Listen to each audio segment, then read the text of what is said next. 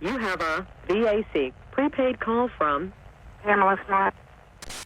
an inmate at Bedford Hills, a New York State Correctional Facility. If you wish to accept and pay for this call, dial 3 now. To hear the... Hello? Now, I don't know if you know or not, but I'm terrified of birds. I hate birds. Okay, the night that Greg got killed, in the middle of the night, I woke up screaming at the top of my lungs that there were birds all over the ceiling. So I'm in the bed, blood-curdling screams. I don't even remember. I know that if I was screaming like that, then I had to have been hallucinating because there obviously were no birds all over the ceiling, but that I sat up and I was really awake and everything's still screaming to get them off the ceiling. That was night one. That was night one. Terry, emergency. Yes, emergency in 4E, Summerhill Condominium. There's someone passed out. I don't know, a girl is hysterical in here. She just ran over. Her husband is passed out. Do you know why he's passed out there, ma'am? Nothing's on the way. Do you know why he's passed out? No, we don't know. May 1st, 1990, 24-year-old Gregory Smart has been shot in the head. His wife, Pamela Smart, is accused of plotting her husband's death. She plotted the murder of her husband along with 3 teenage boys. All along, she has said she would welcome the start of her trial so she could prove her innocence. Well, Pamela Smart is about to get her wish. This is going to be the first trial ever covered live on television. 10 years prior to Survivor, a few years prior to The Real World. So no one had ever seen a television show where you watched real life play out in real time. There's no soap opera to this. It's real stuff. Nothing happens, and it's totally fascinating. Litigation as entertainment was just exploding, and it exploded through this trial. From Boston, from New Hampshire, from all over New England, and then it's national news. In fact, around the world is trying to cover this story. It is gigantic. That all of New Hampshire, if not the nation, is inflamed at the appearance of Pamela Smart. So, light back on.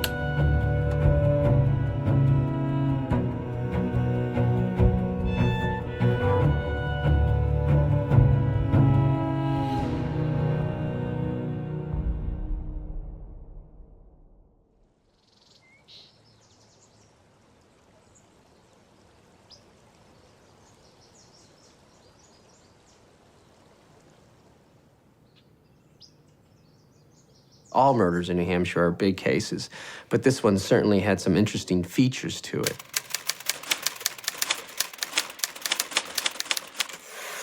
Well, I was covering Derry in 1990, and I got a call early in the morning that there had been a murder. I believe it was in May. It was a very sunny day. I had to go to the condo complex where the Smarts lived and where the crime had been committed. The word was it was probably a botched robbery or something, and there was really no reason at the time to think it was anything else. And a few days after the crime, I called Pam at her mother's house, and she invited me over to interview her. I remember she was sitting there on the couch, and the windows had big lights, and behind her she was surrounded by the flowers. Some other things that made this case very interesting to the press, that early on, Pam Smart did not shy away from press attention, because there was some initial thoughts that maybe this was a drug deal that went bad, and she didn't hesitate to talk about how her husband wasn't into drugs and how she was defending his honor, and there was a feeling that she actually enjoyed the attention she was getting being the widow on TV. It is now 7 days since the murder. This would have been their 1-year wedding anniversary, she tells me. Throughout the lengthy interview, Pamela is composed. Sometimes I ask myself, I can't figure out where the strength is coming from. As we sit talking, Pamela's dog, Halen, named after the rock group Van Halen, snuggles up to her. Luckily, nothing happened to him, she says. He was locked in the basement when I found Greg murdered. She's dressed beautifully, full-on makeup. She looks hot, like she was going to a party. She told me that she had wanted to be a television news reporter. She wanted to do what I did. And she says, it's been just about 1 year exactly since Greg and I were married. I've got the top layer of our wedding cake. Wouldn't it be good if you got a shot of me, like, looking at it? Wouldn't that be a poignant moment in your story? I'm like, what? She's attempting to produce the story that I'm working on. I thought she was guilty. When I watched on TV, I thought she was guilty. I thought she was pretty conceited. I remember she was sitting on the couch with her dog, and I felt, boy, she's cold. People would start saying, well, don't you think it's kind of suspicious? Or people starting to hear things. And I was like, no, no, I didn't get that. And then it just started snowballing from there. This is Detective Pelletier. There was a young man killed a couple weeks ago in his home. From what I've heard, the wife had planned it. The night of the murder, I had to work late because I was going to a school board meeting, maybe like 9 or 10 o'clock. When I was going up the condo steps, I noticed that the door looked like it was open a little bit. And then I opened the door, and when I turned on the light, I saw Greg.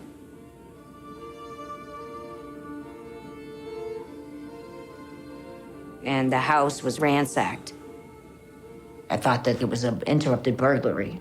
I mean, everyone had all these theories that were going around at the time, and that was just the general consensus. But apparently I was a suspect, so I was in the dark, and I was finding out what was going on in my life every day by watching the news. It was a month after my husband was killed. I found out that they were arrested. You got anything to say this morning? Are you involved in this murder? June 12th, 3 Seabrook teenagers from a ramshackle working-class neighborhood are hustled into a juvenile courtroom. Prosecutors promise the state will seek to try each of the boys as adults. Who pulled the trigger in this case? You tell us? 3 teenage boys who killed Greg Smart live on the other side of town in a place called Seabrook. And it is a very, very poor neighborhood. And these boys are rough.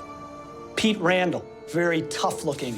You can tell this kid is mean by looking at him. He's got a hateful look in his eyes all of the time. Then you've got Vance Latomy. He's got these thick Coke bottle glasses and frizzy hair. And then you got Billy Flynn, this good-looking, big, brown puppy dog eyes. He's a musician, he's a rock musician like Greg was. The only possible connection is that Pam Smart works at a high school, Winnicott High School. Every day I'm talking to dozens of teenage friends of these 3 boys. I'm starting to find out that Pam was seen with Billy Flynn a lot. Billy had talked about Pam, how hot looking she was, how gorgeous she was, how he wanted to play his guitar for her. Greg's father's calling me on the phone. My friends are calling me. My family's asking me, who is this person? Why in the world would this person murder Greg? And we're all grieving, okay, over the fact that Greg is dead. And I'm supposed to say, well, by the way, everybody, I had sex with this person. I so badly wanted this not to be true. I just wanted somebody to tell me that this was not true, that it was really not him, because I felt horrible. Pam, what's wrong? How you doing? Nothing, but I can't comment, Bill. I really can't. Well, I'm totally devastated by this. I can't comment. She had the opportunity to tell us that she was having an affair with Bill Flynn, and she never did. It was troubling. The big thing about this case was trying to connect Pam Smart to the murder, and what we had was the tapes. Pamela Smart's personal student intern at Winnicott High School agreed to help police investigators by wearing a body wire. By doing so, police were able to record a conversation with Pam Smart in which they allege Smart admitted trying to help 3 Seabrook teenagers kill her husband. Yes. SSIM. Hi. The tapes removed any possible doubt, let alone reasonable doubt. August 1st, 1990. I woke up at about 7 a.m. and then I put on a green dress. Out of all the colors I could have chosen, it still strikes me as strange that on my last day of freedom, I chose a dress of the very same olive green colored prison uniform that I must wear for the rest of my life. I was in my office when the phone rang. I said, Media Center, and the person hung up. And a few minutes later, two Derry police detectives walked into my office. The lead detective, Pelletier, said, we have some good news and some bad news.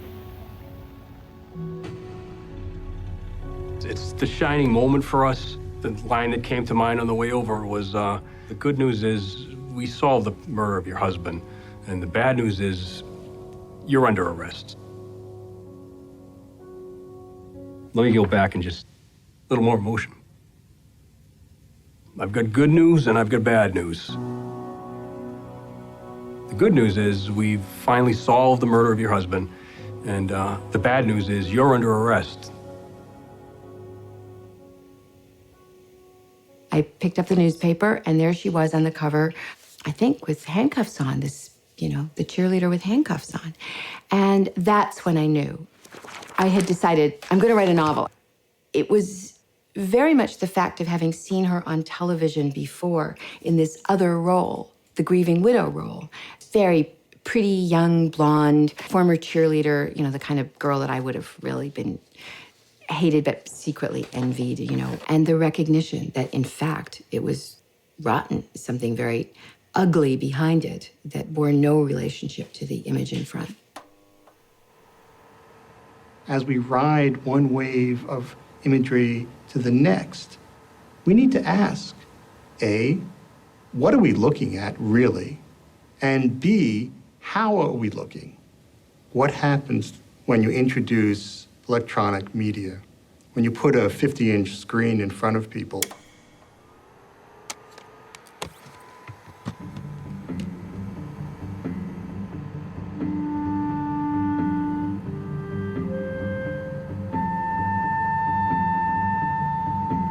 The archetype of the beautiful woman brought down is a very powerful one. According to police, Pamela Smart convinced her teenage lover to murder her husband. Now, Pamela Smart offering to pay each teenager $1,000 for the murder of her husband. She was with very little affect. She showed almost no emotion. You can impose anything you want onto that face. It's the classic tale of the seductress who seduces these innocent young boys, and it's just the tale for the ages. School teacher, molested this boy and had an affair with him and had her husband bumped off. Sex, murder, teenage kids, a teacher. Aha, I know the Black Widow story. I know the Ice Princess story. I know what that character is like. Once we've internalized our understanding of who this character is, then we search for details that confirm that understanding. Daughter of an ambitious airline pilot, she was determined to succeed. She's very domineering. She seemed to want to be the focal point. She wanted attention. She was ready for her close-up and ready for the cameras. I don't think she really thought it was wrong to kill him. I don't think she has any desire to ever accept responsibility. I think she's convinced herself she had nothing to do with it. And especially to Billy, Pam must have looked like a princess. I mean, she was this attractive, accomplished to their mind. She must have had a huge hold on this boy. Wow, that was a long perp walk. Can't help but wonder if they had her come in the side way to give the press, to feed the frenzy a little bit, to feed the beast. Here we are outside the courthouse, and yes, Bill Spencer. Already, this case has attracted a barrage of media attention from all over the world. Bill Spencer was pretty dogged through this whole thing. He got quite a bit of publicity for himself as well, and He ended up on Phil Donahue's show. The Geraldo Show. Sally Jesse Raphael. Hard copy, inside edition. Everybody wants to talk to me because I've been leading the coverage in this case. When marriage turns to murder, fatal marriages are the focus of this edition of Geraldo. Now, the police have a recording that Cecilia, this 16-year-old confidant, made. She wore a wireless mic, a hidden microphone. Pamela told this 16-year-old girl many incriminating things. Did you hear the tape, Mr. Spencer? The Attorney General... Did you hear it? No, of course I didn't. And you've made a judgment on my daughter based on not hearing that tape? Getting into arguments with Pamela's family, which I thought might have been a little bit out of place for a reporter that's supposed to remain neutral and detached. Any chance that the media is on a runaway stampede with this case and this woman's not getting a fair hearing? No, I don't think so. I think the real evidence is astronomical. This was months and months of reports of Pam doing this, Pam doing that, and it hadn't been trial yet. The way it usually goes is you cover a murder case and you try to dig and find out as much as you can, but nobody really ever knows the whole story until the case goes to trial and people under oath start telling what happens. In this case, I've managed to tell everybody everything about this case before it even goes to trial. I mean, the whole thing is out there. WMUR-TV presents the Gregory Smart murder case. WMUR in New Hampshire produced a movie called The Anatomy of a Murder. And that movie detailed what William Spencer thought, resulting in the murder of Gregory Smart. And captured the attention of the entire nation. We publicized the heck out of it, the full-page ads in the New Hampshire newspapers. Did she tell you her husband was going to get killed that night? Yeah. Ratings are huge. All I want is the people who did this sent to jail forever. This was broadcast 2 days before the jurors were selected.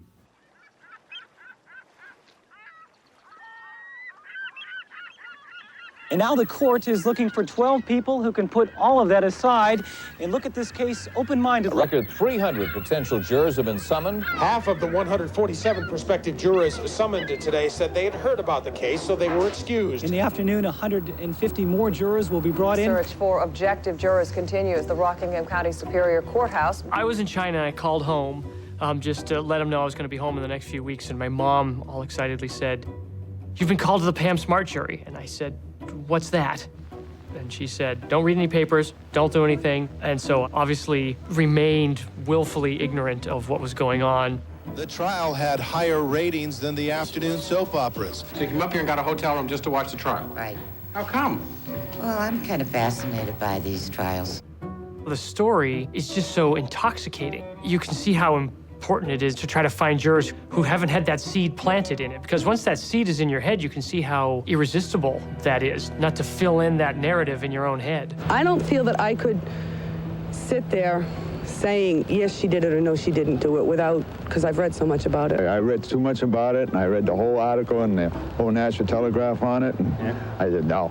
How do you dismiss what you've read and what you've been poisoned with for the past 6 months? I don't know. Maybe people are capable of doing that.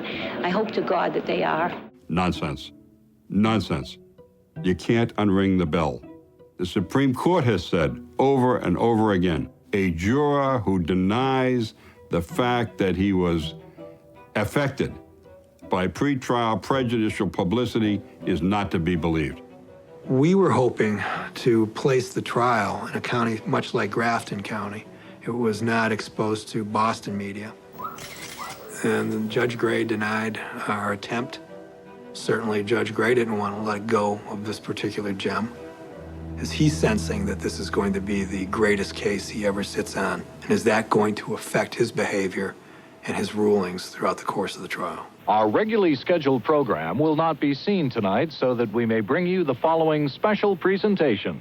WMUR TV station basically suspended all their programming, 9:30 in the morning till 4 o'clock in the afternoon, and just broadcast the trial. Also, the last 2 rows were nothing but photographers. The trial was 5 weeks long, and I covered every minute of it.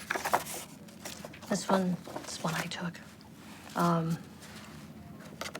That's Pam at trial, looking just very demure, but she's in handcuffs. But she's dressed up and made up and her hair's done, and she always looked really good during the trial. But she always had a bow in her hair, and that was sort of her trademark thing.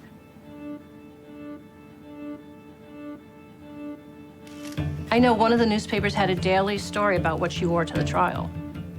It was newspapers plus a TV every single day. This is great. You've got passion, you've got lust, maybe greed, depending upon who you believe. You've got some conflicting stories and a real human drama. You've got the prosecutor that I think reminds me of Groucho Marx. You've got Pamela Smart's lawyer that reminds me of Chevy Chase. And you've got Billy Flynn that looks like Paul McCartney. I think they already had a movie. In this type of a situation, the potential for tainting a jury was very, very high if you didn't have the protection of being able to sequester the jury away. Sequestered means where the jurors basically are locked up in hotel rooms after the court during the day. But the reality is the cost is extraordinary to sequester jurors. So I don't think they needed to be sequestered. You know, we didn't pick 12 angels. I mean, these people are human beings, and they're susceptible to being influenced just like anybody else is.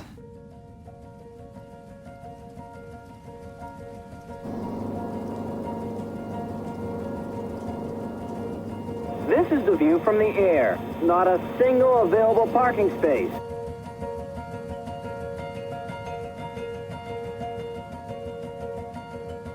I remember not being in a complete panic because I knew I hadn't done anything. And I was in my mind saying to myself, this is going to get straightened out. I haven't committed any crime. This is a mistake. I was 22 years old. I was very naive.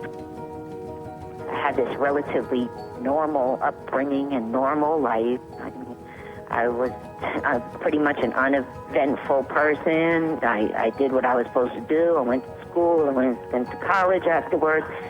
I had a boyfriend. I got married. And life was pretty simple.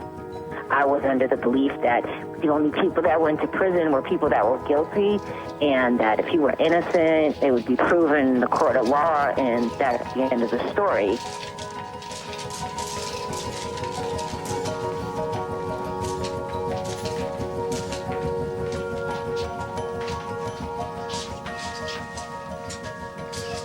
On the very first day, official day, of the Pamela Smart accomplice to murder trial. Opening statements are scheduled for tomorrow morning. In fact, he testified that Pamela Smart even bought the bullets. Revealing more details about his alleged love affair. During the afternoon after school to have sex in car, in her house, and even at a Seabrook ball field. Went car shopping at a car dealership in Exeter. She planned to buy either a Camaro or a Trans Am.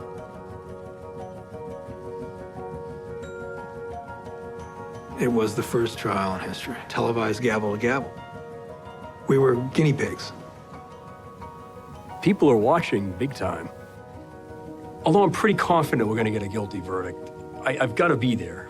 I've got to hear it live. We sat in the front row that day.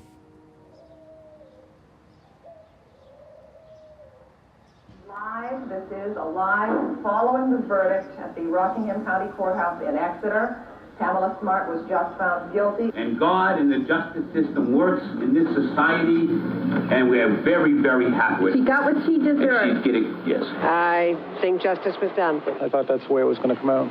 She deserves it. Soldiers, do you feel it was a fair trial? Do you think it was fair? Of course not. From the beginning, it wasn't fair.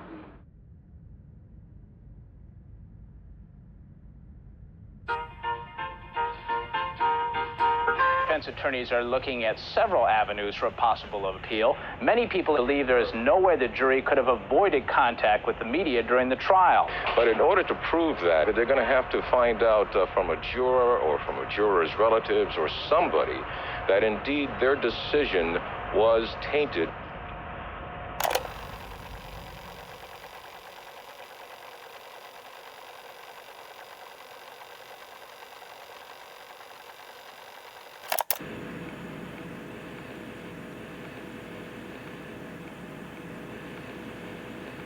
You know, the jury's taken a lot of rap, and I can't speak for everybody in the jury, but I can certainly speak for me.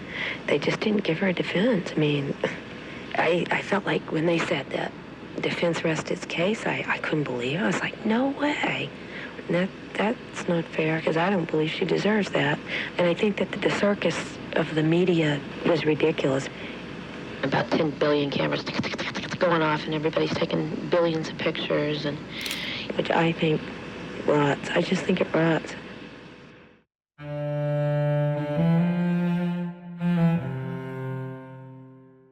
Cameras, by looking at the courtroom environment, changes the nature of that courtroom environment. Werner Heisenberg, quantum physicist, studied microscopic particles, and he realized that those particles changed form in some sort of way by injecting energy into that system. And he comes up with this Heisenberg principle. It was an observation that the act of observing a physical entity changes by the act of that observation. The people are different as a result of being observed.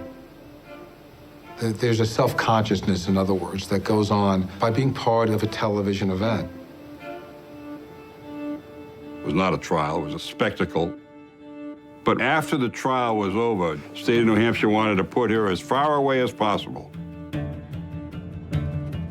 This morning, they confirmed that the convicted murder conspirator was transferred to a prison in New York State. They woke me up at 4 o'clock in the morning and told me to get out of the bed, and they just whisked me away in a van and took me to New York with no notice. I was handcuffed, I was shackled. It was like this big secret, and I was really afraid. I actually thought that they were gonna kill me. They brought into effect, for the first time ever in the history of the state of New Hampshire, an interstate compact, which they had with the state of New York, which allowed the transfer of prisoners. And for no reason whatsoever, except they could not stand the circumspection, people coming to the prison in determining for their own minds, who were interested in whether or not she received a fair trial.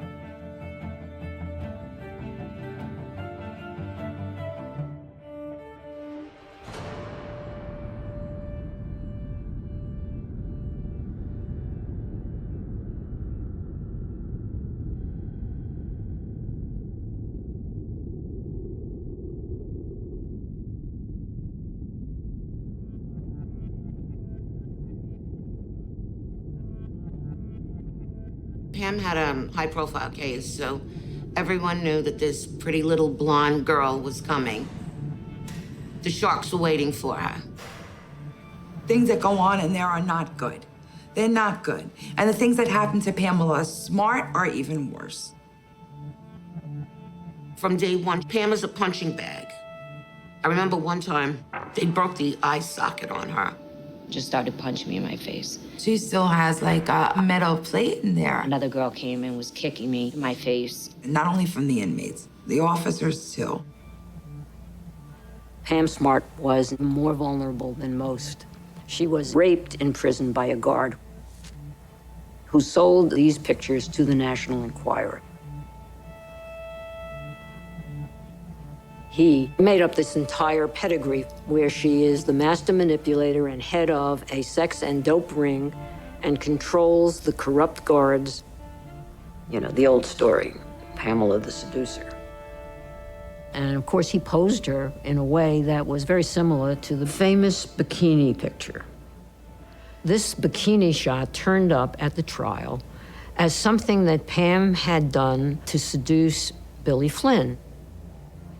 But the truth is, she and her friend Tracy were posing for each other to enter it into a contest. The bikini photo was part of the story. The story is bogus, but the consequences to Pam are real.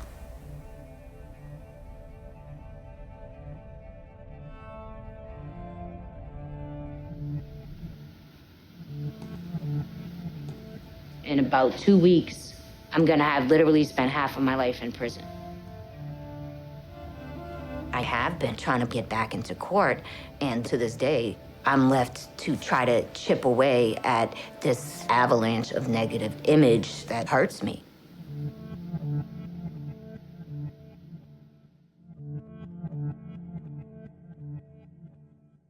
I only know Pamela Smart as she's appeared on television. I only know the media, Pam Smart. Seeing humanity on a screen, it loses humanity. It's just, these images. How do you find the defendant, Pamela Smart, on the charge of accomplice to murder in the first degree? Guilty, Your Honor. I've directed a film made for television for CBS. Yeah. Could someone call my mother, please? And would someone get the dog? The film was shot in the summer of '91, just a few months after Pamela Smart was convicted, and was broadcast by September. And I think it was the first, quote, ripped from the headlines TV movie. Sex with a teenager and murder. What an easy sell to television. Nicole Kidman, my God. I was very lucky, as people go, who get their books made into movies. You're not anybody in America unless you're on TV. On TV is where we learn about who we really are. I wanted to be Pamela Smart, and I was writing her monologues. Did I say Pamela Smart, or did I say Suzanne Moretto? Suzanne Moretto, I'll speak of the character in my book, is a sociopath who didn't have a soul, who had really lost her soul somewhere along the line to television. Pamela Smart is cold, flighty, and airhead, and manipulative, calculating, self-centered, tantalizing. People say, oh, that's you. Or, oh, I saw your movie. And it's like, this is not my movie. Nothing in here is my story. It's not. It's just their interpretation of what happened. And these are the kinds of things that help prevent me from getting back into court. You're a cold-blooded murderer, a non-caring, non-loving. I can't handle this. I have to listen and listen to this. I mean, come on. It is your vengeance, Anna. Pam, I also hope that this is the absolute last time my family and I have to look at your face. Superior Court Judge Douglas Gray says media coverage of Smart's case did not deny her a right to a fair trial last month. Without comment, the 5 justices unanimously denied a defense request earlier this month.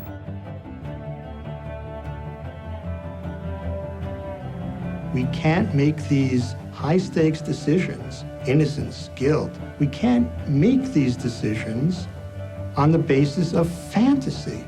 We have to be able to know what the reality is as best we can.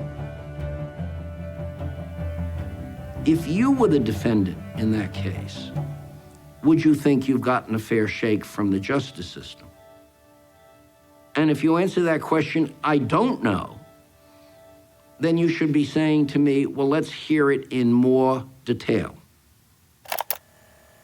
Isn't it time to take another look at the Pam Smart trial? Today was the first day of the Pam Smart trial, and there was media everywhere. I felt like a bug in a glass jar. And I'm not supposed to be talking about it to anybody, so I'm making a tape. And it's easier to talk to a tape anyway. Well, today started out, the 15 jurors met in the jury room. Then we got in the bus, and off we went.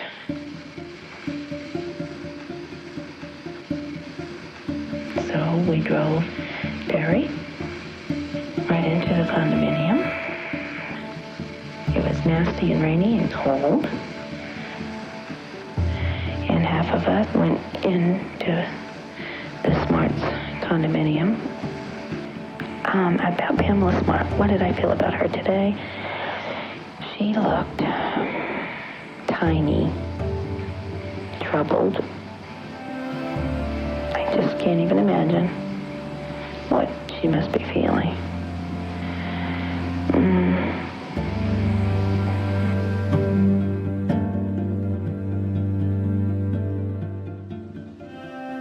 You know, if you've ever been in a dream and you actually say to yourself in the dream, wait a minute, am I going to wake up from this? Am I going to reach the surface? In the opening argument, one of the first things that the prosecutor said was, that was the first time the defendant had sexual intercourse with Bill. He was a virgin, a boy, way over his head in his relationship. 15-year-old virgin. And I'm like, what? Right there. You know, what? Virgin? That was the first time I ever heard that. That, like, just told me, like, oh my God, I can see what this is going to be already.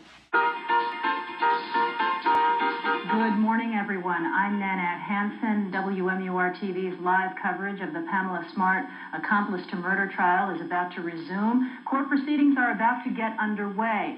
William Flynn, the self-admitted trigger man in the murder of Gregory Smart, has entered the courtroom.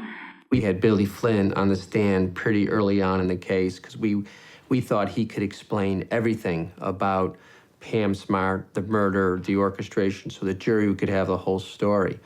I didn't want to kill Greg. You know, I wanted to be with Pam, and that's what I had to do to be with Pam, but I didn't want to kill Greg. Billy Flynn clearly came across as a kid who had fallen for Pam Smart, and without the influence of Pam Smart on him, probably never would have pulled that trigger. Yeah, every time I talked to Pam, and if she happened to say, you know, make sure you use a gun, don't use anything else, I'd say yes. You know, I'd like to call your attention to May 1st, 1990. Remember that day? Yes, I do. Did you go to school that day? Yes, I did. What happened at school? Well, just, I remember being at my lockers, and Pam came over and told me the bulkhead door would be opening. Now, where did you go after school that day? Well, we drove up to Derry. When we decided it was dark enough, Pete and myself taped our fingertips up, and then put the gloves, started walking towards Pam's condo, and we went down the bulkhead doors. What did you do next? Well, we went upstairs, Pete and I, and right into Pam's room. You know, we started dumping out the drawers and everything, so it would look like a burglary. Then they wait. Greg Smart arrives home, he gets punched and he gets ambushed. He gets grabbed and he gets forced to his knees, and he's saying, take whatever you want, take whatever you want. Billy Flynn was kneeling in front of the jury on the ground showing how helpless Greg Smart was, and you could hear a pin drop in the courtroom. Greg Smart never saw the gun. All Greg Smart knew was that Patrick Randall was on the other side of him with a knife to his neck, and the original plan was to kill him with the knife. Why weren't you going to be able to cut his throat? You just couldn't do it. Well, when you felt you couldn't cut his throat, what happened next? I motioned to Pete, like this, because that's where I had the gun. What happened after that? Pete nodded his head yes. After Pete nodded his head yes, what did you do? I cocked the hammer back and I pointed the gun at his head. And what did you do next? And he didn't really want to say it, you know, and he's tearing up and he's crying, you know, Billy, what did you do next? And I said, God forgive me.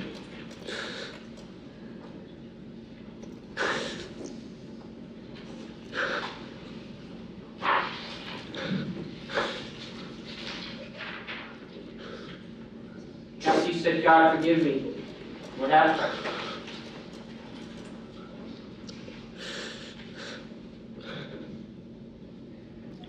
I pulled the trigger. I pulled the trigger. You know, and then the judge immediately called a recess. I mean, I couldn't have asked for a better recess to emphasize the dramatic part of the trial. We'll be back when the trial reconvenes. It is from Kodak. The genius is in the details.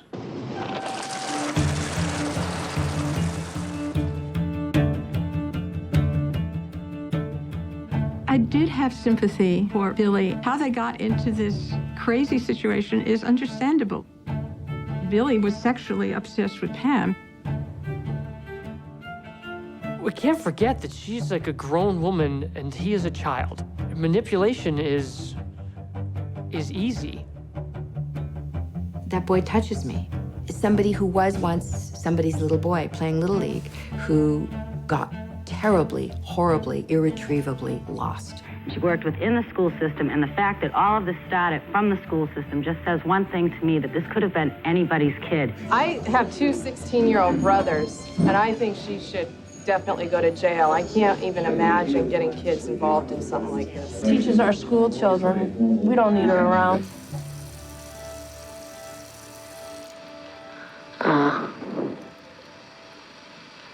It's pretty tough sitting in that corner. I have a wicked back.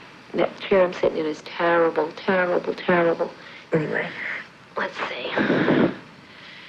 Bill Flynn. He has like this really baby face, innocent looking, sweet as pie. I mean, he's the mastermind of this whole thing. I mean, he's the actual trigger man. He even pulled some tears in court. I wasn't impressed. Here's this kid sitting up there admitting to first-degree premeditated murder and did a deal with the state to lower his charges to a second-degree murder charge. Now, second-degree murder, as I understand it, is not premeditated. They're saying they talked about it for weeks. They had it planned for weeks. They discussed it over and over and over again. They had it all planned out, admitted to everything. I know that when they were arraigned, they pled not guilty. Originally, they were saying that they had nothing to do with the case. My name was nowhere in it, and they ended up taking plea bargains, and those plea bargains were contingent upon them testifying against me, and they started to say, well, yeah, okay, we did this, but she told us to do this. Once they were certified to be tried as adults because of the seriousness of their crime, that was the big turning point for them. By taking these plea bargains and blaming everything on me, they avoided the capital murder charge would have carried the death penalty. The first-degree murder charge would have carried life in prison. And they were able to plea bargain down to a second-degree murder charge. A well-known lawyer said to me once, if a client's gonna sing, you sing like a bird and you cooperate. There's no halfway to do it. You have to cooperate 100%. The Attorney General's office has not revealed exactly how many years in prison William Flynn, Patrick Randall, and Vance Latomy have negotiated as part of their plea bargains. But sources close to the case tell News 9 each teen has been promised 25 years to life, which could make them eligible for parole after 25 years. The family's outraged. The two men that went in the house and took my son away from me, coming out of the courtroom, chewing gum, slapping hands, and smiling. Who could do something like that and have no remorse? But isn't that strange that after that, Bill pulled a bunch of tears. I would say they're crocodile tears. I caught him in the morning, him and Pete doing lines on the desk in a room. I caught him one morning, I opened up the door and they were banging lines before they were going to testify. And he goes, it makes me more emotional. He goes, it makes me more emotional on the stand. He said, don't you know this? Don't you notice? Don't you notice? Because I used to sit there and watch the boys. When they come back in, they would watch themselves on TV and I was with them. And we would all sit around, you know, we'd smoke a bone in the cell, a joint, a reefer, or weed, marijuana, whatever you want to call it. We were doing everything. We were doing especially marijuana, morphine, Valiums, and the cocaine, of course. I had one way where I had someone throw a Nerf football over the fence, and inside the Nerf football would be the drugs. The funny thing was that there would be a different color Nerf football out there every day, and the cops wouldn't even realize it. I could have got a gun in if I wanted to, but I'm not a gun person.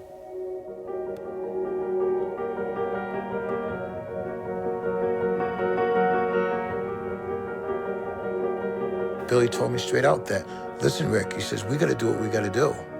And I'm not taking my boys down with me for the rest of our lives. We're not doing it. Flynn was bragging about his testimony to inmates that he put a show on. How did you like me crying? The trial was in play when we got that information. Judge Gray denied our attempt at recalling Flynn. It's not just one instance that was precluded from being entered into evidence. So the jury never really got the full picture of the witnesses or of the evidence.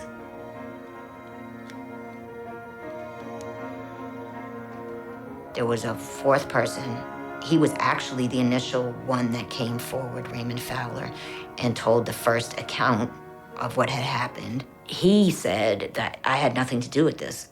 We wanted to obviously call him to testify, but the state arrested him. Raymond Fowler has already admitted that he waited in the car the night Gregory Smart was murdered. But now police say 3 weeks before the murder, Fowler drove here with Billy Flynn, that he was armed with a knife and had intended to kill Greg Smart, but at the last minute, chickened out. Day of the plea bargain, the same day is the day they charged Raymond with the 5 offenses. So he was a witness up to that point, and they turned the 3 boys against Raymond, just to have enough information to put enough pressure on Raymond so that he'd plea bargain too and be out of the picture. If you ask the question, why would it be a problem? When they took Raymond's deposition, they probably realized that his story didn't match exactly to the 3 boys'. Did you know that Pam was going to pay them money to kill her husband? Yes or no? No.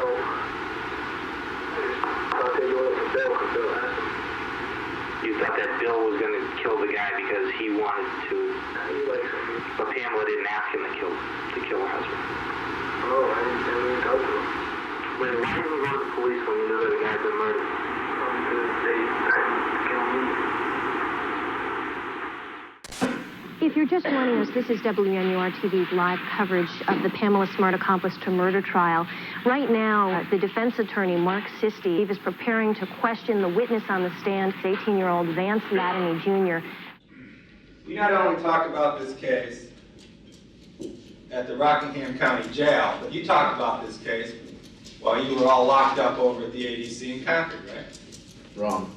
You talk to Bill and Pete all the time. Nope. Did anybody ever tell you we have letters that you wrote to your girlfriend?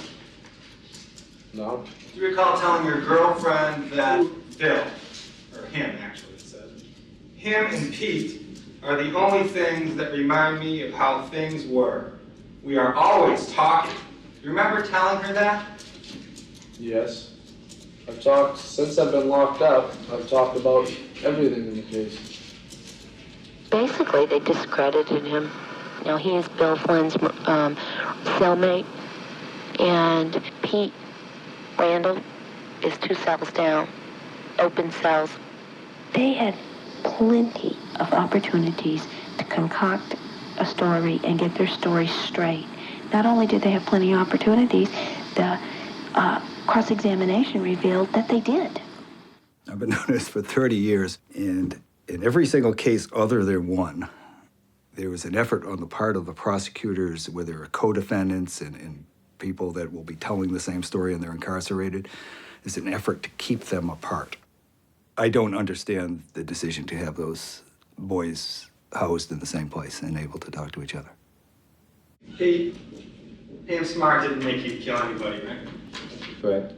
The fact of the matter is that on over 20 occasions, you and Flynn and Latomy and Fowler and Daly sat around brainstorming ways of killing Greg Smart. I had never been with Daly, but yes, that's true. Now, Pam wasn't there, right? Now, during this same time period, you were ripping off stereos from cars and stuff? Occasionally. Still stealing motorcycles? Occasionally, yes. He admitted that, on occasion, yeah, they rip off houses together, and on occasion, yeah, they rip off motorbikes together, and on occasion they do drugs and do cocaine and all kinds of things. And he admitted that, he is just a criminal. An experienced criminal. Pete was one of those kinds of people that, you piss him off and you're going to be in trouble. He beat his stepdad with a baseball bat when he was younger. But the state wouldn't allow that in as evidence because he was a juvenile at the time. Were you looking for a revolver? Were you looking for a 45? What were you looking for? Something 45, 9mm. What? Has a clip. What? What's the difference to you? To me? Yeah. Lighter gun, smaller gun usually. How do you know all that stuff? I've read magazines about guns. He was sicko. A sicko. After After him came on the forensic fella. Oh, he is an undisputed expert. So this guy definitely knows his business. And he testified.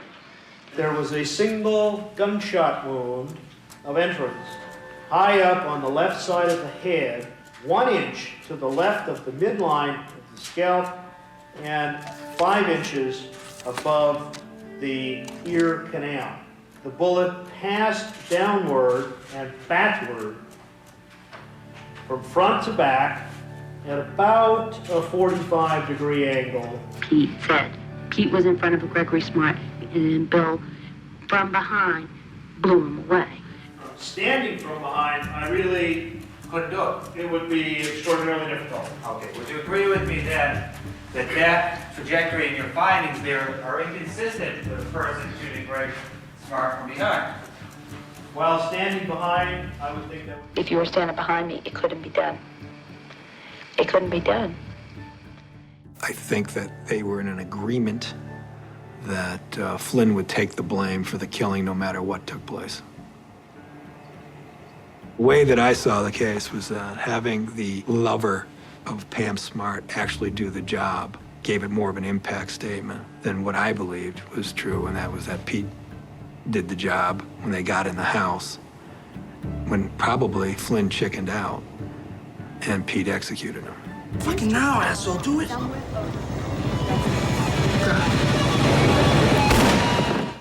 The gorgeous woman who tempts us to evil is it's Eve handing us an apple. It's a great story. The founder of Court TV once said that trials are the most dramatic narrative that we have outside of violent combat. The idea is multiple perspectives will generate multiple stories, and in the test that is the cauldron of the adversarial process, truth will be victorious. But what happens when we're so taken with the media's distillation of the story? Is the adversarial system up to that task? I feel like there's never been an actual story that's been told that gave it the time and attention for it to be the truth.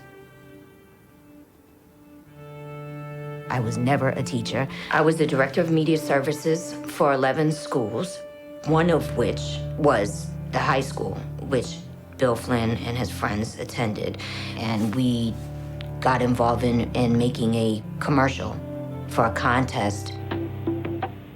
Man has enjoyed the taste of pure and natural Florida orange juice. Start each day with work. He had a crush on me, which I thought was cute, but I really wasn't interested. I was totally in love with my husband, but near Christmas time, my husband cheated on me, a one-night stand, and I was very sad. And then when Bill Flynn came into my life, he presented himself as someone who was extremely kind and thoughtful, and he made me feel good about myself. I knew it was wrong. Like in my head, I was saying, no, this is wrong. But inside my heart, I liked him. Never felt comfortable in it. So after like about 8 weeks, I ended the relationship. I certainly didn't think that he was gonna go kill my husband. Nobody really knew about the relationship. I was embarrassed about it. And the only other person that knew it was Cecilia Pierce. Did you ever see any physical contact? Pam and Bill naked. And where were they? On the floor. In what room? In Greg's bedroom. And what kind of position were they in? Pam was on top of Bill.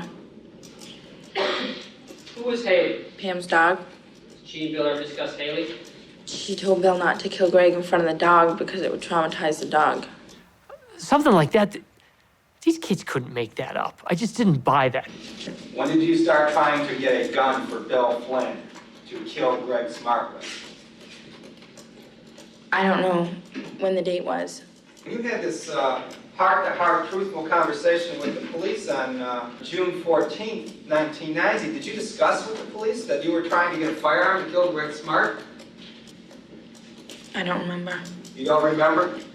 very selective memory. Almost every question the defense asked her, she couldn't remember. Oh, I can't remember, I don't remember. Cecilia Pierce helped Bill twice trying to locate a gun to kill Gregory Smart.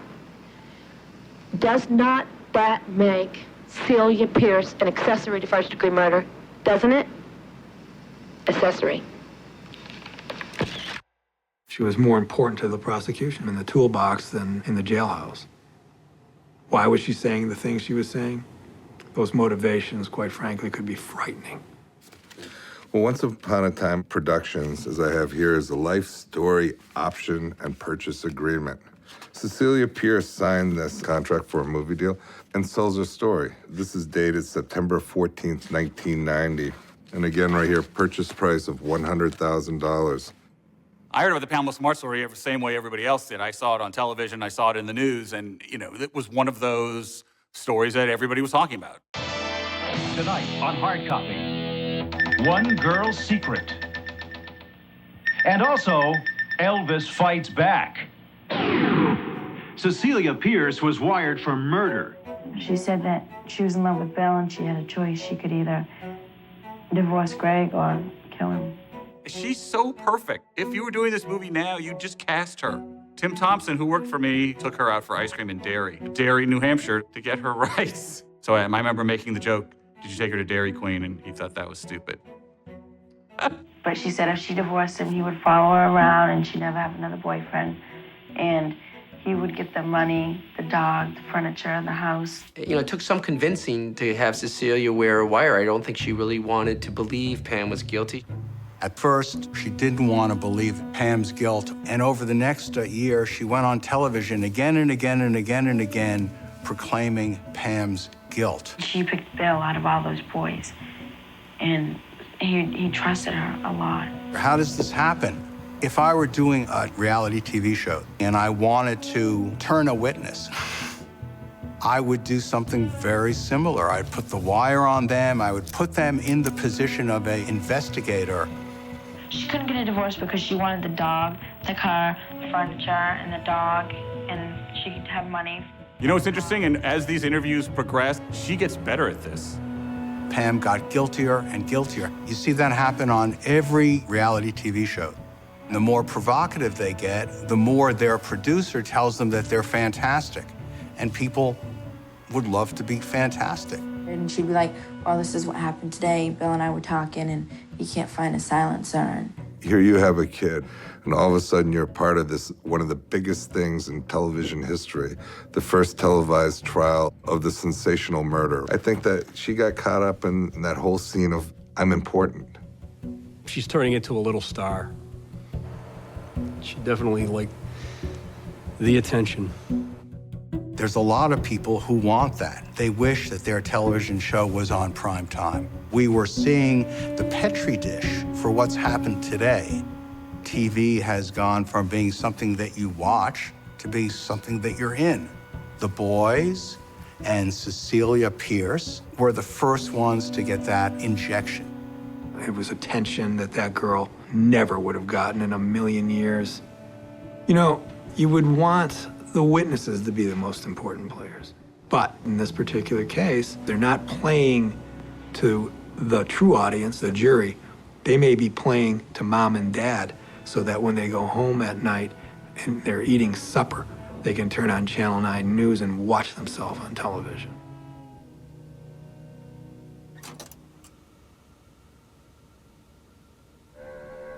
If you shift the paradigm for the trial to television, a lot of things are different. Someone has to put all of that footage together. Someone has to construct the visual narrative. I call it the God moment.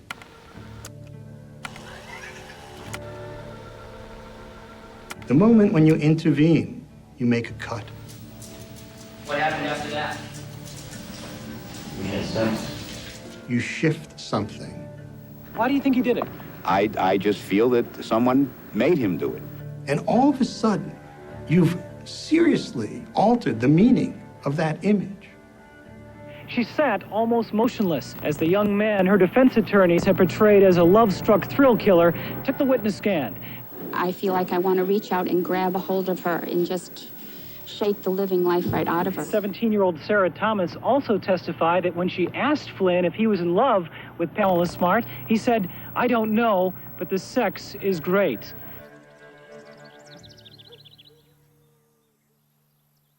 How did you ever end up here? Came directly at me like more of a declaration than a question. I will forever be haunted by the knowledge that had I never become involved with Bill, then Greg would still be alive today. Even though I didn't pull the trigger, my bad choices helped load the gun. How do people respond? You were so uncomfortable in exposing that piece. You know, you said it, you showed it, you put the book up. And I was wondering, is it because you're afraid that we won't see you for who you are, that we'll be like everybody else, like the media has portrayed you, like you said, you know, this cold-hearted person? I guess it's just because everything I say gets misinterpreted so much that, like, tomorrow's headline could be Pam Smart said she loaded the gun. You know, and like I said, I knew better. I remember saying, this is wrong. Why am I doing this? You know what I'm saying? But it was like when you're still doing something and you're saying that this is wrong. So I have to accept responsibility for the fact that it wasn't like I was under some spell where I didn't know that this was wrong. I knew it was wrong. Who is the real Pam? Who is the real Pam Smart? Well, I'm the real Pam Smart. This is it. I'm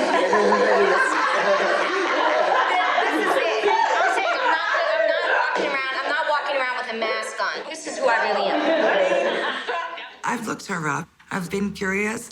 I've looked her up. She shows up with sexy Hollywood stars and vixens. This is not her.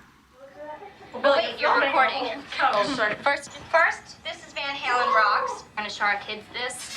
They're probably gonna go, you like those long-haired hippie people? I'm gonna say, yes, son and daughter. For I was a medalist once. Yes, my darling twin. That's the real Pam. That is the real Pam that I hung out with all the time, regularly. Let us please demonstrate what we're gonna do when Edward looks at the sign. She's very warm and loving. You know, she was kind of a geek, and she was always very good in school.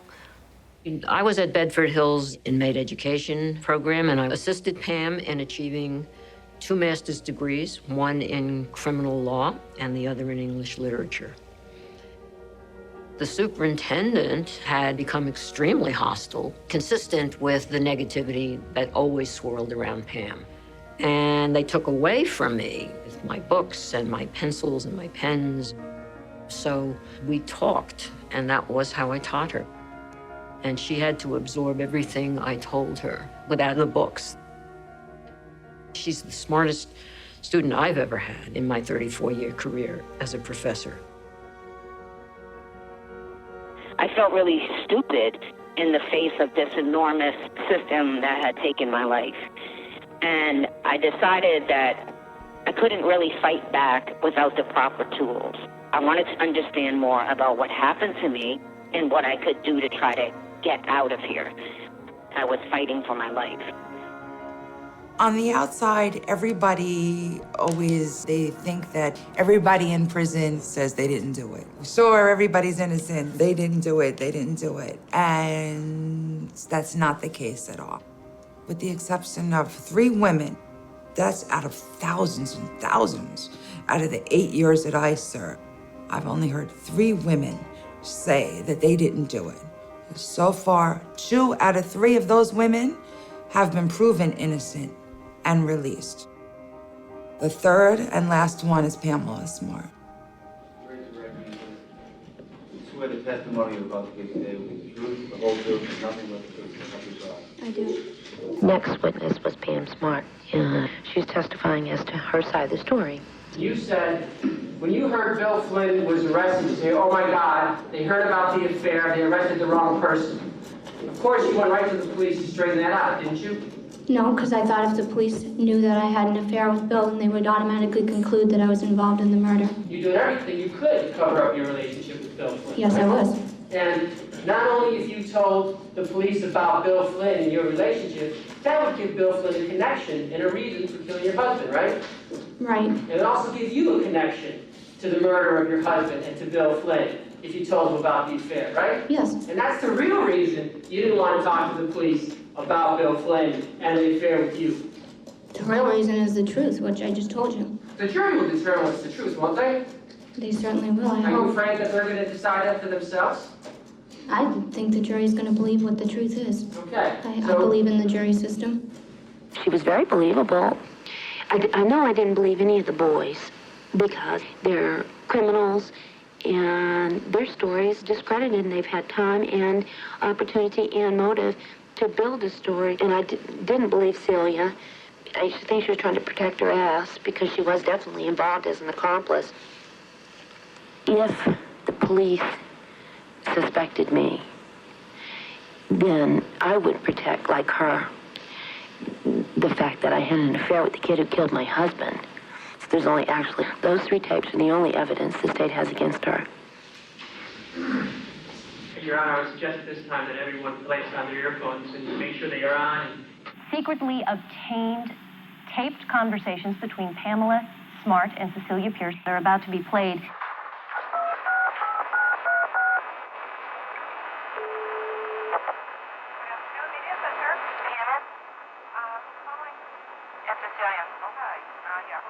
The tapes clearly show she had planned the murder. She knew what was going on. You and them, all they want to know is there anybody else that knew about this before it happened?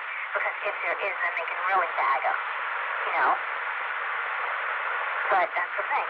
So I don't know, you know, I mean, I wish this wasn't the circumstances. You know, I hate the fact that you have to be interviewed. I hate the fact that you're scared. I hate the fact that you're probably going to have to take a lie detector test.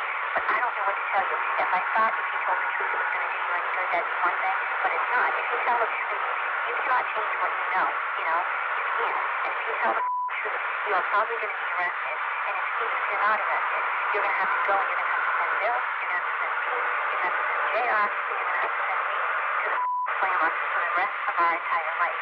And unfortunately, that's the situation you're in. Damning, or absolutely damning. You know, you stop the tape at that point and look around the room and say, can somebody find an alternate explanation of what she would have meant by that? Tell us about what leads to the conversations on the first day. What's going on? I mean, after the arrest of the kids, Cecilia was calling me on the phone, and she was very nervous and worried. And she had asked me, did I know about the murder beforehand? And initially I had said no.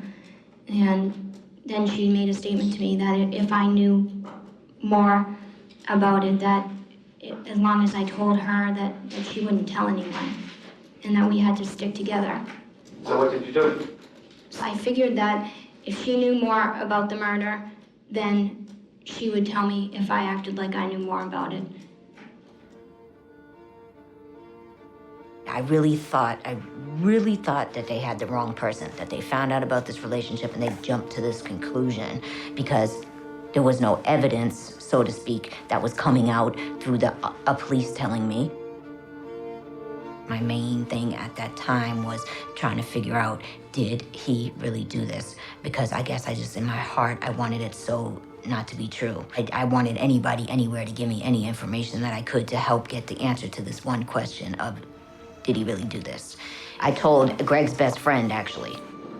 What she said to me was, I wonder if I act like I know something about this, if they'll say something to me. What did you respond to that? Yeah. What did you tell her? I told her not to be an idiot, but I used a different word. Don't be an asshole. I will never forget the tapes for the rest of my life. I usually have an Anglo-Saxon word I put between thought and tapes, but... I called my lawyer, and he said, whatever you do, don't talk to Cecilia Pierce. She's going to be wired. And I said, okay, and I hung up the phone and I called her. That's the truth, exactly what happened. I was not sleeping, I was overexhausted mentally and physically.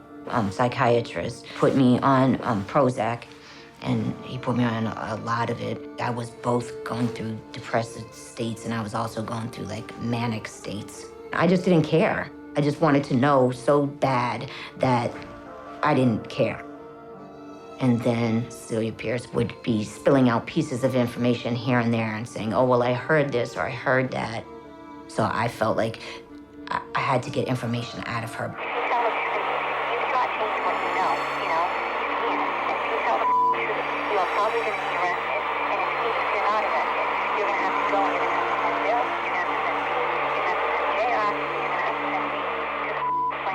Yeah, that I definitely said. Because I was talking to her about the affair, and next thing you know, it's on a big poster board saying, like, oh, she was talking about the murder here. And I'm like, no, I wasn't, because there were pieces that were before that or after that are gone. And conveniently, then there's this whole section on the transcripts, and it'll say inaudible, inaudible, inaudible, and then here comes this line out of nowhere or something. And it's like, wait a minute. Well, what was all the inaudible stuff? Last I heard, Spencer does not have the transcripts yet. They are not out yet. Repeat, not out yet. What he's using for testimony, you gotta have at any cost. The quality was just so bad. You could only hear words every other or every fifth word you could hear. The rest of it's garbled so much. You can't really tell what she's saying. If you're going to consider listening to a conversation and all you are able to hear are bits and pieces without knowing what else has been said before, in the middle, or after, what you hear is not necessarily a reflection of the truth. It's simply a reflection of the little bits and pieces that you heard. These were told to me at the time to be a very significant piece of evidence, and when I first listened to them in a car ride with my co-counsel, I was extremely depressed because you couldn't make out heads nor tails of what was being said, and I really thought they were going to be useless until we hired an enhancer, an expert out of Connecticut who actually took the tapes, got rid of the background noise, enhanced the sound, where you then could actually sit down and hear what Pam Smart was saying and what Cecilia Pierce was saying. But that was very painstaking because you had to listen to each word 4 and 5 times before we can get an accurate transcript. The person who prepared the transcript, by the way, whose qualifications to do so, I don't know. In most cases, you would want a qualified audiologist to do this. But this stenographer tried to figure out what was said.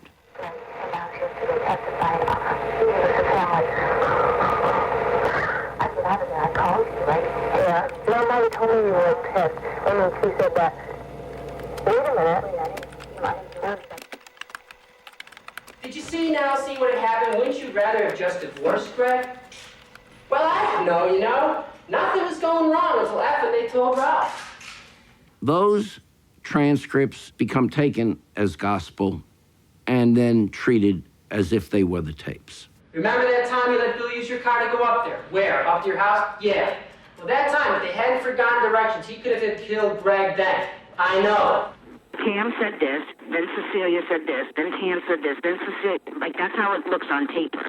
When someone is talking, the other person is saying, okay, yeah, whatever, but on paper, it looks like he makes a statement and I say, oh, yes. What does Cecilia Pierce say?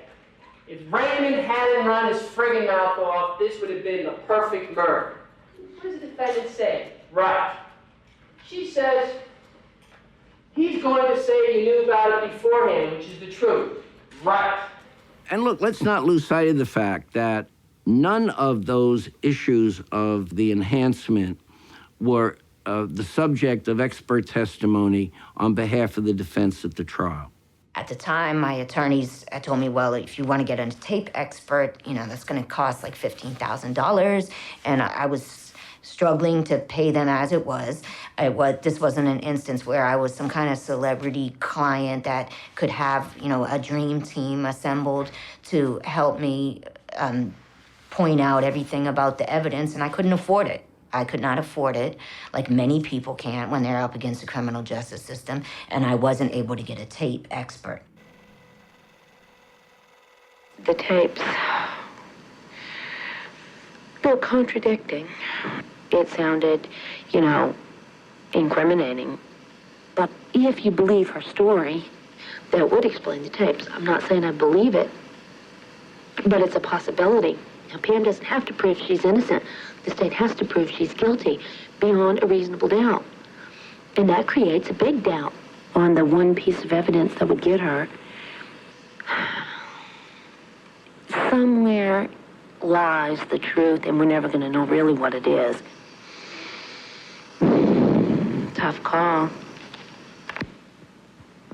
You are innocent until proven guilty beyond a reasonable doubt. All rise.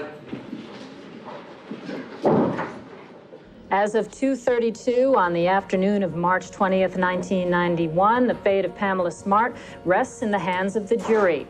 Normally, it would just be 12 jurors judging. Now, it's all of New England. Everyday people are making up their minds, who's guilty, who's innocent, and they're focusing in on the key characters, who they like, who they don't like.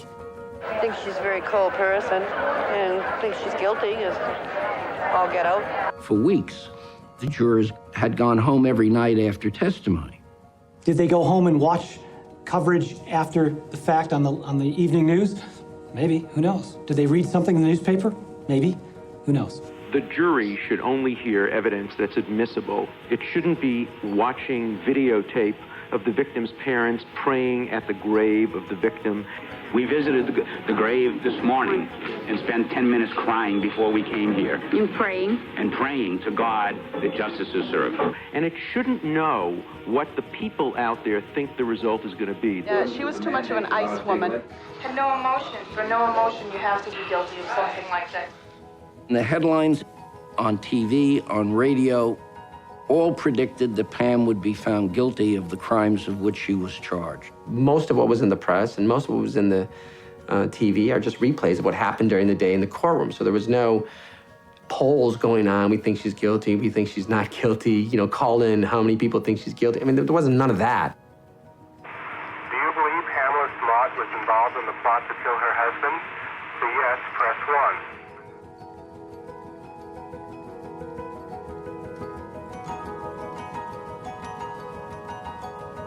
Jury shouldn't go into that box wondering how and whether they'll be made to look like fools if they come to one result rather than the other, whether they'll be able to speak and hold their heads up in their community. They ought to be making an independent judgment, not reflecting what the rest of us think.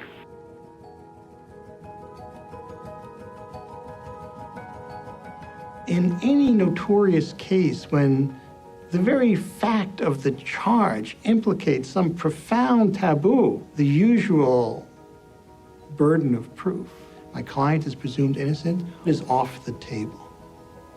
The Pamela Smart case clearly is evoking a degree of taboo, titillation, the abuse of power. You can arouse that titillation and come out with a completely clean conscience if you can condemn the source under the rule of law. Part of a good story is a good ending, and we think she did it, and we like that she did it, and we like that she got caught. Guilty, Your Honor. Kill the bitch, lock the door, throw away the key. I feel good. I feel good. Justice was done. She pays for our sins.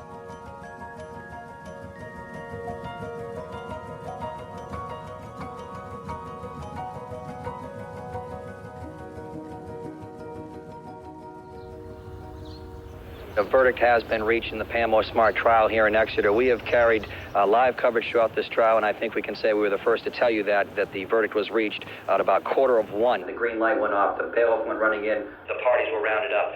Barrett Peacock, the head bailiff, came out to bring that verdict. I don't have the verdict to tell people to get in. Now we're going to go upstairs. We have a courtroom shot, I believe. We are waiting to bring you the verdict live. The jury is entering now. We've just seen the defendant and her lawyer stand. So we know the jury is now returning to the jury box.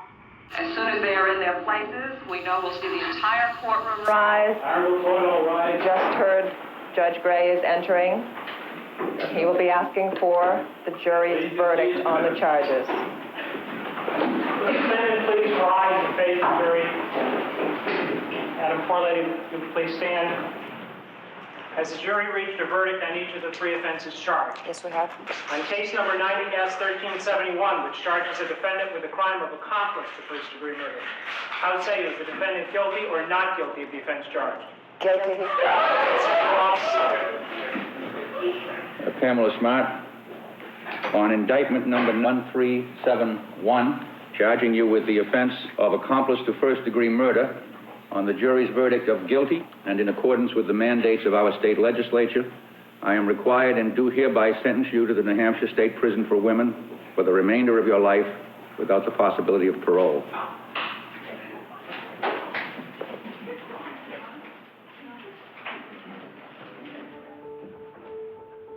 I don't need the world to tell me that if I never had a relationship with Bill, Greg would probably still be alive. I know that myself. Whoever thinks that I don't know that every day of my life is so wrong. Is so wrong.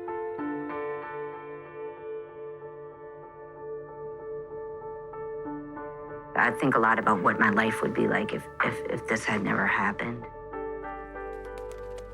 Would I have children right now? What would our life be like?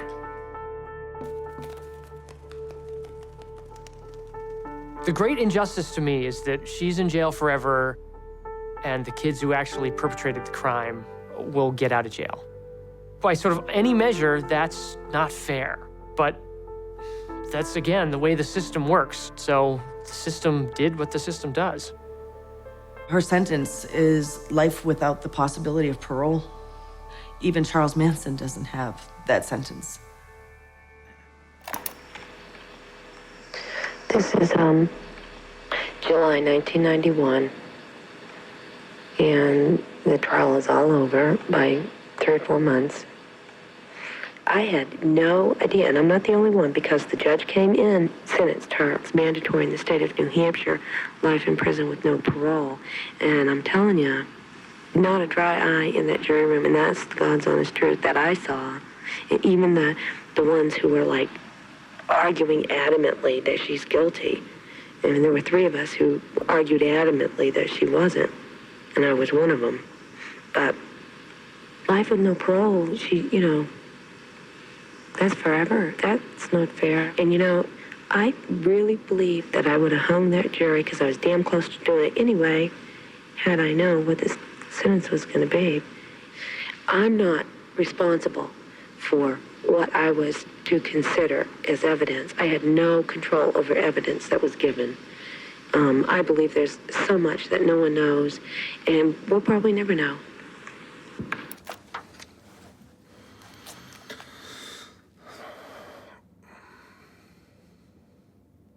If you want to get more specific. No, I'm not.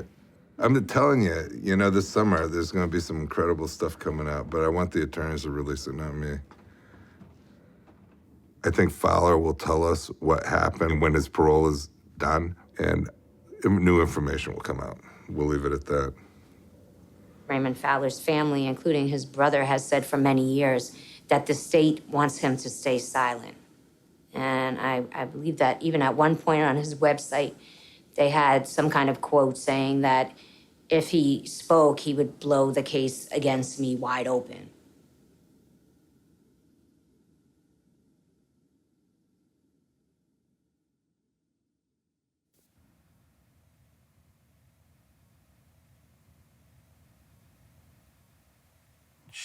She's like you, been claiming her innocence to this day. Do you think there's any validity in that?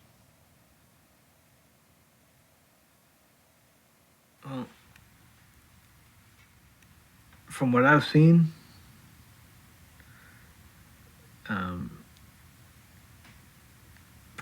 from her actions is, I believe that her getting found guilty is right. I remember being in the plaza. I remember being there the month before, so it kind of clicked in my head of, hey, wait a minute, this looks kind of familiar. Billy came in and said that this girl said we could break in her house and take whatever we wanted to, and he wanted to have her husband get killed or something. And I wasn't really listening to too much of that. I was thinking more of just breaking in the house. And Billy says, come on, we gotta go do that tonight. So I went with him, went over to, went kind of picked up Pam's car, or Honda CRX. I didn't know anywhere where I'm going, where I'm at, nothing. So he told me to pull in the plaza, and Billy just said, oh, we can't do nothing, he's home. So I got back Hampton to the media center.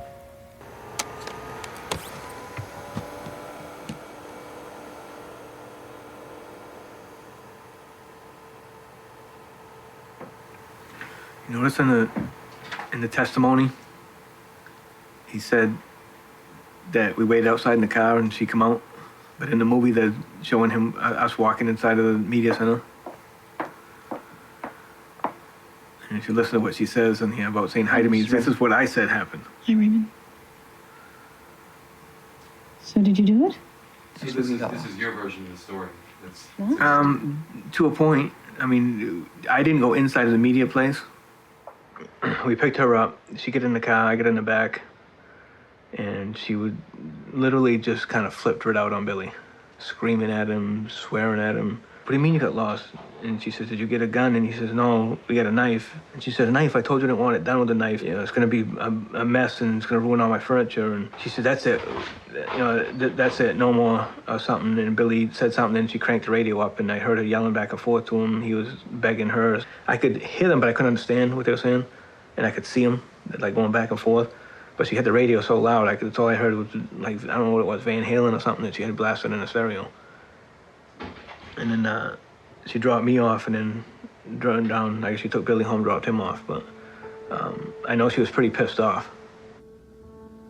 I'm not sure why he would say that. I'm a little confused because it contradicts his own previous statement.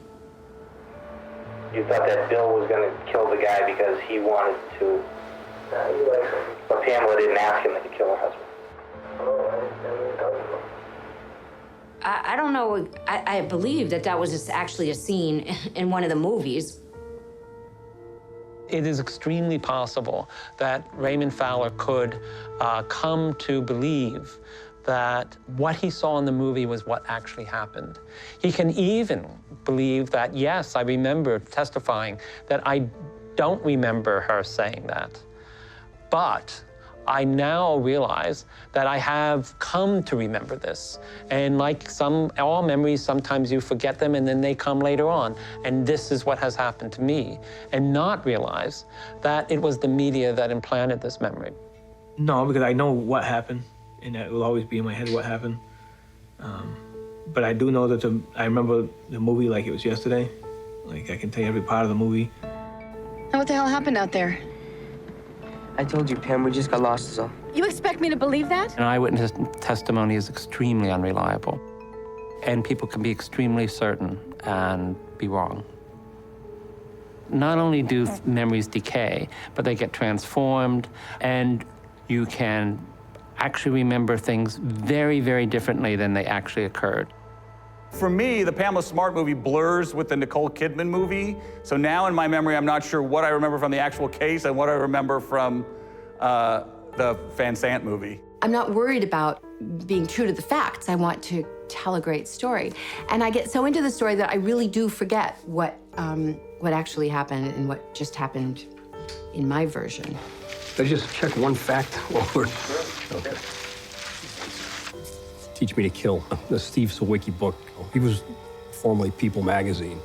Whenever I have to prepare for an interview, I like to call that my Bible. We'll go back and it refreshes my memory about things that happened during the case. Sometimes the memory fades with time, so.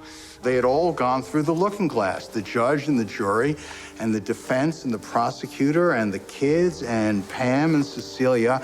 They'd all become the movie. I'm not sure if I put this in, but the judge said in the trial that he hoped Clint Eastwood would play him in the movie. It was reported reliably, and it's never been denied by Judge Ray. MSNBC, Discovery. By my count, this would be the 7th show that I've been personally involved in it regarding the Pamela Greg Smart homicide. The good news is we've solved the murder of your husband. The bad news is you're under arrest, so stand up and put your hands behind your back.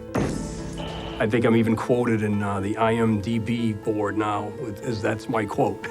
It's really rare to find someone who doesn't want to be on a TV show, to act the way that you want them to act, or to act the way that they think you want them to act. As soon as I walked in the room today,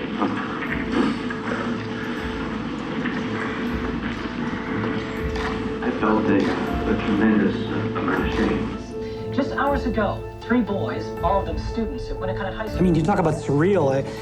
The screenwriter tells me, you know, we're casting actors to play you. And I thought, an actor's gonna play me? Everything I'm saying right here is an ad lib. The director told me just to talk to Helen Hunt. You look absolutely beautiful. I mean, Everyone concerned with Pamela Smart's trial was caught up in a black hole of media attention.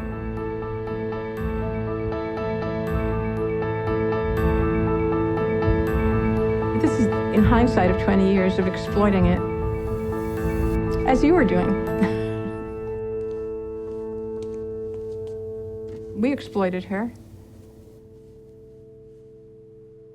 And that's what we do. But you know what's interesting? My job as a television movie producer, creating a television movie for an audience that has to understand it in very simple terms, is probably very similar to what a defense attorney or prosecuting attorney has to do for a jury. They have to simplify it for them. This is the bad guy, this is the good guy. It's all about manipulation because victory is about manipulating emotion, thought, identity, a sense of truth and justice. And all of that is the product of wrapping someone in a narrative. I think that as a society, we judge people based on their stories. And when someone has a compelling story and they're great at telling it, they get the benefit of the doubt.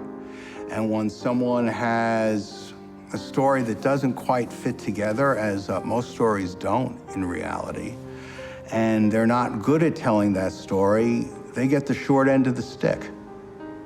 So at its highest level, you have competing Shakespeares portraying characters in stories that may or may not be true.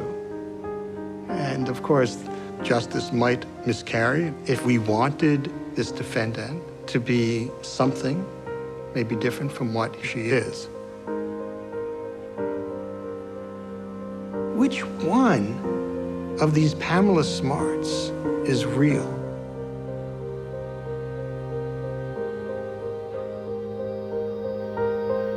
She's right, it's not her movie.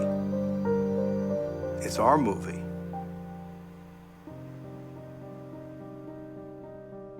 I've been fighting for over 2 decades. You know, I'm always fighting to, get out of here.